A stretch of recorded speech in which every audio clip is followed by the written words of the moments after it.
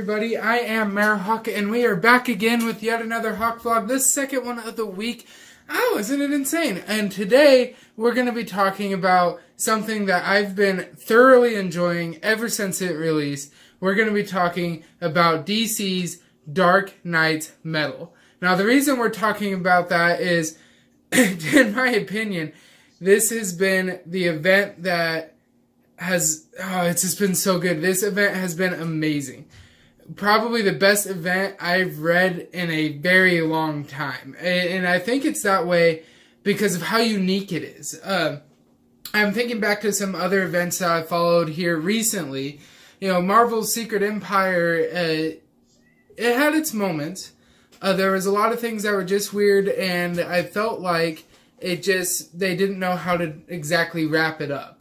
And they kind of wrote themselves into a corner with it that from the very beginning I kind of called that a lot of the repercussions from this weren't really going to be felt. And I think that's mostly true other than the absence of Black Widow afterwards. But I really feel like with Dark Knight's Metal, what it's giving us is an incredible, unique story that has been a really fun thrill of a ride. That is surprising, yet at the same time, I honestly believe that there will be repercussions from this. Like, and that's what I want out of these big events. When you do a big event, things shouldn't be able to be the exact same afterwards. And like Flashpoint, it changed things. We have the New 52. So things should change for the characters. And I really feel like Metal will be a very defining event, especially for Batman, who has been the central character of Metal. And so Metal started, I believe, clear back. Metal 1 was in October with the preludes, the casting, and the Forge coming before that. And what these really did, they're not essential to the story, but they make it better. They kind of give you an understanding of what's going on, how well set up this really is.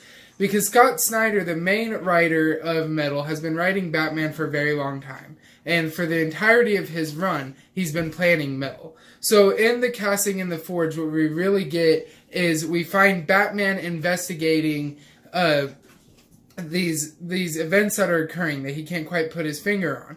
And he keeps chasing it down, and these other weird things across the world are happening. And at the same time, we are following in flashback sequences Carter Hall, Hawkman, as he was also investigating this very same thing at an earlier time.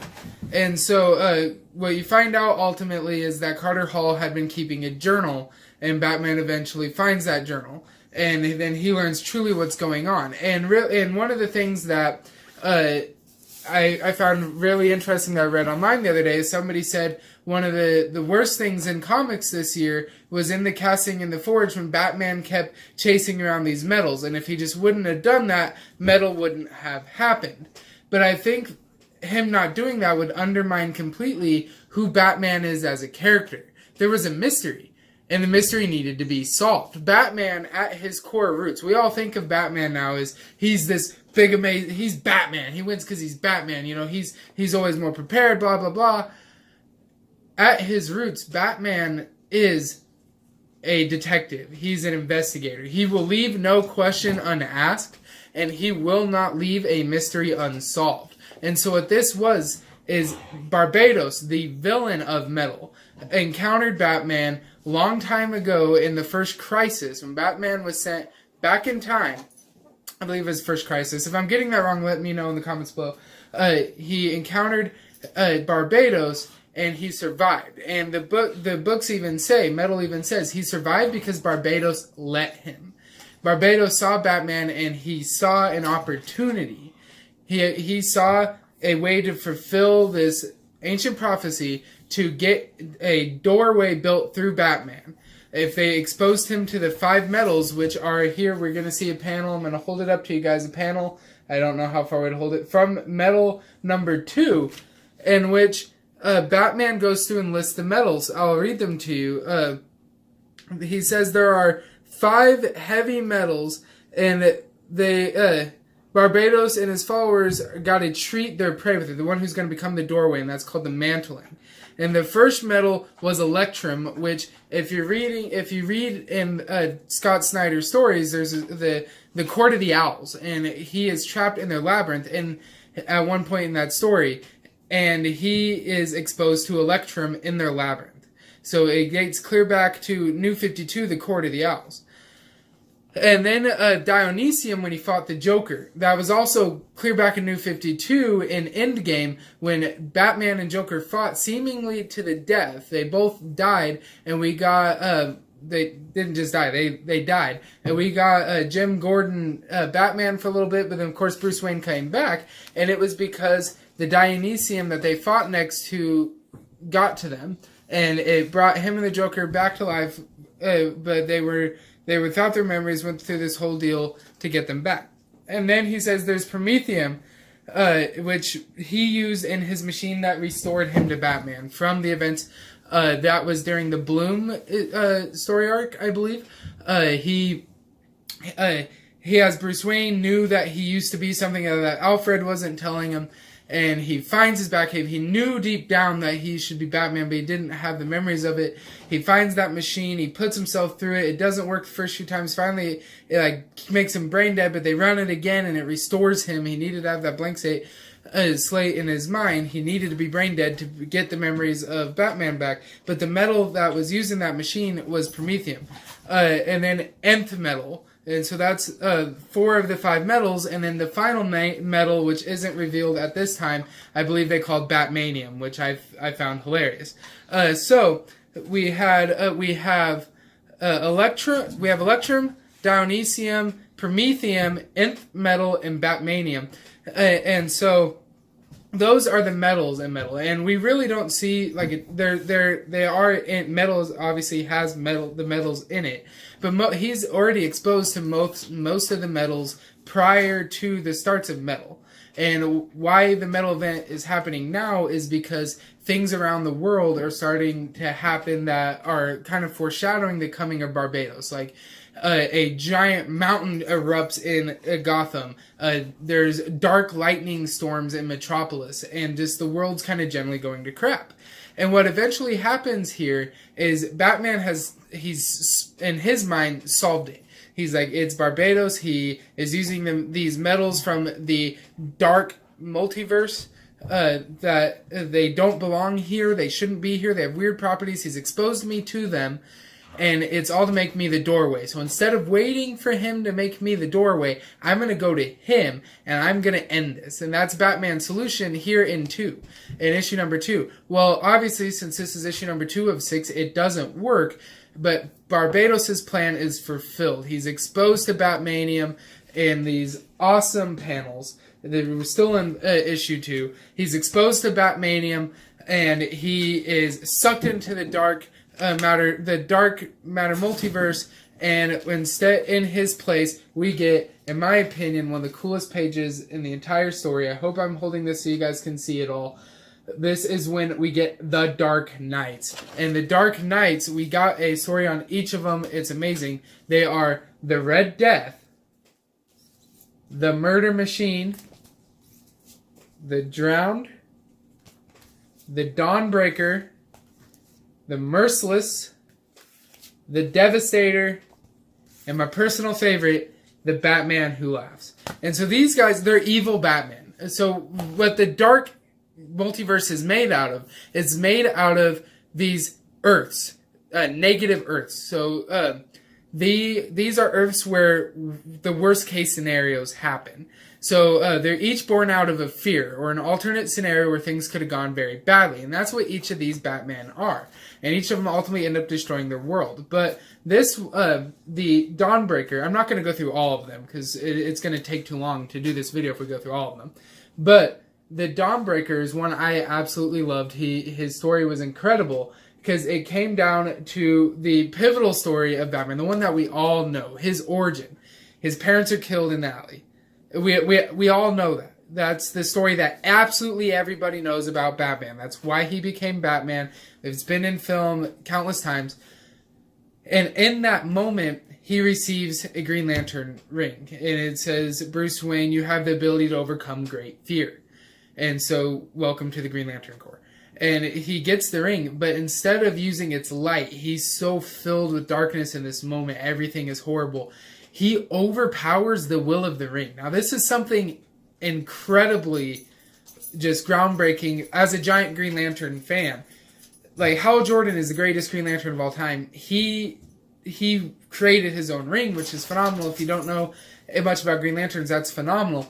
But nobody has ever taken a ring the way Bruce Wayne does in this, and instead of using light from it, he actually uses darkness, like an anti-light type thing. He still makes constructs, but they're dark constructs, and the light from normal Green Lantern rings, they can't really affect him, and he wipes out the Green Lantern Corps, and he conquers his Earth, and basically ends up destroying everything, and that's how his world ends. But that's the moments for most of these, is they're moments of crisis for Batman, but also relate to the heart of each of the characters that they're meant to represent. Like, the Drowned is it's obviously a female Batman on his Earth. The gender roles were reversed, but it's a female Batman who took on the traits of Aquaman, or Aquawoman in her case. Dawnbreaker is the Green Lantern version of Batman. Then we have the Merciless, which is the Wonder Woman variant of Batman. He actually has Ares' helmet on, and it's corrupted him with the dark mind of the God of War. Then we have the Devastator, which is Batman if he had the Doomsday virus. Murder Machine is Cyborg Batman. Red Death is evil Flash Batman, almost like in my opinion, a much cooler Black Racer. And then the Batman Who Laughs, the most interesting of all of them. Because this is, to me, this is Batman's probably his biggest fear. What if Joker is right? What if all it takes is one bad day to break you? And how Joker breaks him, it's amazing. But then seeing him, probably one of the best, a lot of people call it one of the best moments in comics this year, and it's incredibly dark, but it was so well written. Batman turns on his Bat family. And it's just so powerful. Him striking down Dick Grayson, Jason Todd, all of them. It's so stark because it's a giant contrast to who Batman is, but at the same time, they took you a believable route. That is still Bruce Wayne. They didn't tear us so far away from his character like we've seen in not to draw parallels, but with Secret Empire with Captain America. But here, as a Batman fan, as someone who read Batman, I found these all incredibly good. They were great tie-ins, and one thing that I think I love so much about Metal is it just pulls your heartstrings so much. It's just you see your heroes just going through these things, and just at every moment when it's like, here's the chance they're going to turn around. This is the moment in the issue where the good guys get hope. No, in Metal it's the exact opposite. That is the moment where things go from bad to infinitely worse. And it's over and over again with each of these issues. I mean, at the end of issue 2, Batman's in the Dark Multiverse, Wonder Woman and Superman are down in front of all the Dark Knights. And then we go right into the tie-ins of Red Death and see how he is just way too much for the Flash to handle. And that is amazing because if you're a Flash fan, you know the Flash is immensely powerful. He's essentially God amongst men as fast as he can move. In Volume 3, we see Superman. He's like, I'm going to go get Batman back. I am going to go there to the Dark Dimension. And that is exactly what Barbados wanted him to do. So you see that Barbados has planned this out masterfully. He's been watching him. And it said in I believe, issue 1, that Barbados has had thousands of years to plan this. He's had thousands of years to orchestrate this ever since he saw Batman clear back at the early days of man on Earth. Batman was sent back in time and kind of had to live through everything.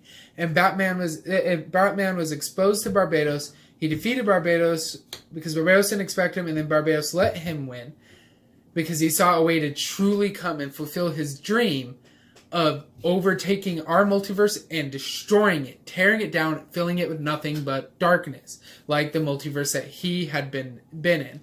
And then with Volume 4, not the latest, but the second to latest issue out, we finally get a breakdown of what's really going on here. Who is Barbados? And we find out that how our multiverse works is there's essentially this forge where dreams and hopes and nightmares are fed through, and out from them spawn universes. And the universes, if they survive, they flourish and make their way up to essentially our universe, but the proper universe in DC, the one made of light and matter and not dark matter and darkness. And the other ones, they don't make it. They're supposed to get destroyed and fed back into the forge. But what happened, Barbados was supposed to be the dragon, the protector of the forge. And instead, he destroyed the original forger, took his place, captured Hawkman when he came for him, like when he came investigating, made him into the new dragon, twisted him into the new dragon protecting the forge, and started turning the forge into a dark forge. And so that we get a lot of that in 4 as Batman and Superman are trying to escape and find the forge to find hope. If there's even a little bit of light left in the forge, there's still hope. They find the forge, it's completely filled with darkness. So that's what I keep saying about metal. It is every time there's supposed to be hope, there isn't. And I know issue 4, it didn't get the greatest reviews online, but honestly, guys, when you go back, when I first read it, I kind of felt that a little bit too. I first read it, I was like, man, it was good, but it wasn't quite as good. But then I reread it, and I fell on these panels right here. And these are so powerful, because what happens is Daniel, if you don't know anything about Daniel, you really need to learn about who Sandman is in DC and what dreams really are in DC. I don't want to go into it right now because we're talking about metal, but Daniel, he's essentially a dream man. He's a guide here. He's going to take them from one part of the dark multiverse to the forge, where the forge doesn't exist in the dark multiverse because the dark multiverse is populated out of it. It's like, think of it as a separate place, separate entity that the dream world touches, and then it spawns the multiverse and the dark multiverse. And so Daniel is guiding Batman and Superman. He's like, I can take you guys this far, but then you're going to have to go through this portal. But if you don't have hope and a strong will, you have no chance of making it through this portal. Superman, being Big Boy Blue, Boy Scout, always filled with hope. I mean, the S on his chest stands for hope, remember? He's like, all right, let's go. I'm ready. We got this. I have hope. I have will. And Batman says, I can't. And this is why this is so powerful for me. As a Batman reader, Batman's never given up before. I can't think of a place where I've ever read where Batman truly gave up. I've seen him be down, you've seen him be beaten, but you've never seen him give up. And here in this moment, he has given up. He's like, everything that I've tried, Barbados had an answer to. Everything you tried, Barbados had an answer to. And I just spent decades down here. It hasn't really been decades, but he's lived decades down there. Basically realizing that his entire life was a failure. That everything he'd done, even becoming Batman, was orchestrated by Barbados to set up this event, and he played into it. That he had failed his city, that he had failed his family, he had failed everyone that he ever knew and ever loved.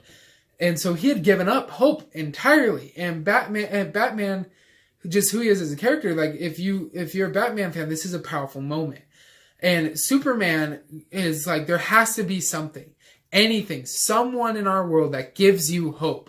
And Batman has to think about it, and he realizes that there's one person that gives him hope, and that is his son, Damian Wayne, because Damian is young, he's brash, he's smart, but he's potential. And with guidance, he could become something amazing. And he gives Batman hope because Batman sees him as the potential being better than him. In many ways, he thinks he already is. Because Damian is young, he's a kid, he's experienced all this stuff, and he's overcome it. I mean, his mom and his grandfather were... his grandfather was Ra's al Ghul, the leader of the League of Shadows, and mass murderer.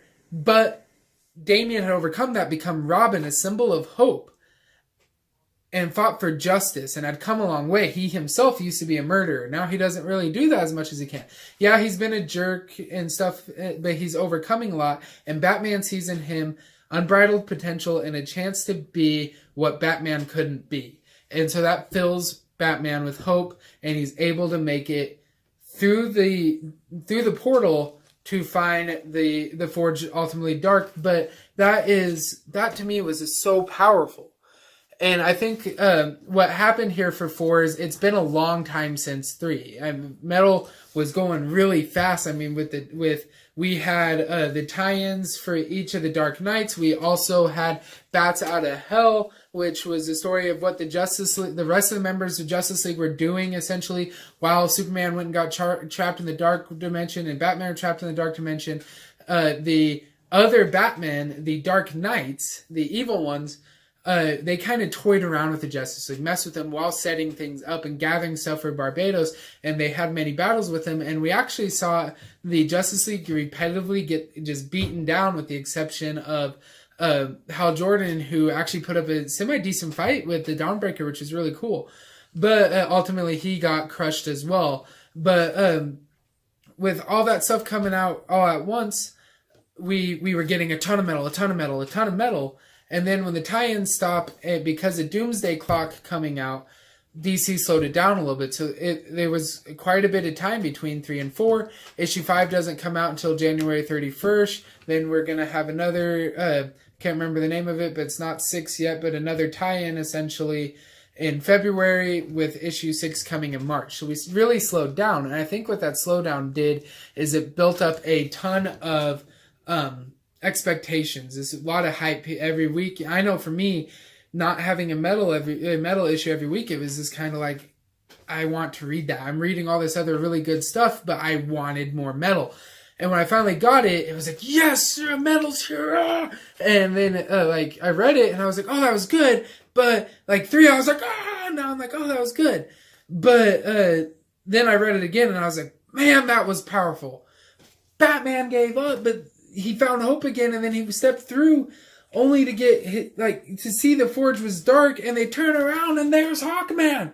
And there's Carter Hall. It's telling him that he was wrong, and it was just like, oh. So when I stopped, read it, and appreciated it, I was like, man, this is every bit the metal I've been loving. And it's just been incredible. This event just knock out incredible issues in the tie-ins and the mainline story. If you read the mainline story without the tie-ins, it makes perfect sense and it's fun. The tie-ins really add a lot of weight to it, especially, I mean, at the very least, guys, if you haven't picked these up, head to your local comic book shop and at the very least buy the tie-ins that explain the Dark Knights. You won't regret it. They're some of the very best comics I've read this year. And if you do love those, definitely also pick up Batman Lost and Hawkman Found. They'll explain a lot of what's going on in the Dark Dimension. It'll explain what Hawkman's been going through to a degree. You get to see the state of his mind, and you can see what Batman goes through while he's trapped in the dark multiverse. And those are really good. I thoroughly enjoyed Bats Out of Hell and Gotham Resistance, the 2 other tie-in story arcs going on. At the same time, they are great, but like I said, you can read metal without them if you're not a big fan of tie-ins or if you just want to save a little bit of the cash. I do believe that we will eventually get a metal omnibus containing all of this, and I would be surprised if we don't get Bats Out of Hell as a trade paperback and Gotham Resistance as a trade paperback in addition to metal being a trade as well. And so, though I really would be surprised if those don't happen if you want to wait. But guys, I mean, I'm having a hard time waiting just for the next issue. These are incredible. I hope you guys enjoyed this talk. If you have any questions about metal, what it is, if there's something you don't understand going on in it, hit me up on Twitter or Facebook or in the comments down below. Twitter and Facebook at Hawkville1. Definitely, guys, metal is amazing. Out of the comics I've been reading this year, this one's probably been the one that's just held my attention the most and just had me completely enthralled. The storyline is incredible. The writing is great. The artwork is top-notch throughout all of them, the tie-ins included, and it's just, it's been great. Just pure pure gold in my opinion, which, yes, because that's a metal. But yeah, this has been amazing. And I've been waiting. We're 4 issues in out of 6. I keep waiting. Where's the hope? Where's the start of the turn? But they are keeping the pedal to the metal and keeping us waiting for that moment for the good guys to strike a victory. Last we've seen of the Justice League, they are wandering out on a Hail Mary pass that, as we've seen from the Batman Who Laughs, they're playing right into his plan.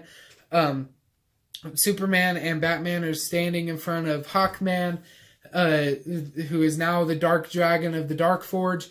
They're at the Dark Forge. We haven't seen Barbados in quite a while. We don't know what he's up to yet, which I think is going to be just a big shock for us when it does come. And I'm sitting here going, man, what is going to happen? And essentially what Barbados is accomplishing here by turning the Forge dark, he's wanting to tear down the multiverse, essentially. He wants to rip it all down and replace it with the dark multiverse. He wants the dark multiverse to be the only multiverse. And so what that would mean for us is all the stories that we know and love in DC, I mean, the whole world would end. It'd be all over. So ultimately, I do believe the good guys will come out on top. I have absolutely no idea how. From where I'm standing looking, it's like, oh man, this does not look good for our heroes. But the story's just been amazing. I've been on the edge of my seat reading it, and I really think you guys would enjoy it too. So this is MayorHawk. I hope you guys enjoyed. If you did, please drop a like and subscribe, and I'll see you guys next time. Peace. Gotta hit the stop button.